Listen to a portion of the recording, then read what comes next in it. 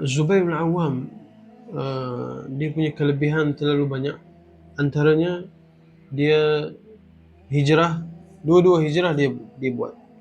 Yang pertama hijrah ke Habasyah pun dia ada, dia dapat kelebihan hijrah tu, dan hijrah ke Madinah pun dia buat. Dia dapat kelebihan hijrah ke Madinah dan dia dapat kelebihan hijrah ke Habasyah juga.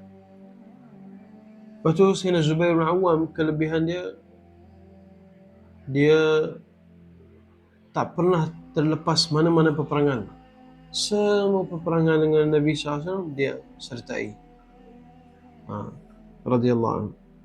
Lepas tu Sayyidina Zubair bin Awam, kelebihan dia juga, dia adalah orang yang pertama yang pernah menghunuskan pedang di jalan Allah. Masa tu umur dia 12 tahun ataupun 13 tahun, radhiyallahu anhu, dia dengar cerita ada satu khabar angin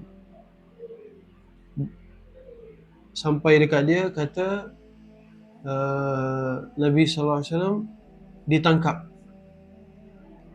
Jadi dia pun datang dalam keadaan lari, kecil lagi, pegang pedang lari pergi menuju dekat Nabi SAW, dekat tempat yang Nabi SAW duduk, hujung Mekah. Lepas tu Nabi SAW tanya, kenapa Zubair? Dia kata, wahai Rasulullah, saya dengar cerita kata kamu kena tangkap. Lepas tu Nabi SAW beritahu, tak, cerita tu tak betul. Lepas tu Nabi SAW doakan dia, dan Nabi SAW doakan untuk pedang dia juga. Ulama berselisih, ulama sirah mereka berselisih tentang keislaman Sayyidina Zubair bila dia masuk Islam. Ada setengah pendapat kata Sayyidina Zubair radhiyallahu anhu masuk Islam umur 12 tahun.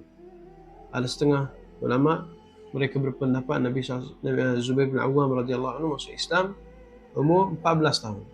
Ada juga berpendapat Sayyidina Zubair bin Awam radhiyallahu anhu masuk Islam umur 16 tahun. Yang penting dia remaja, masih kecil lagi.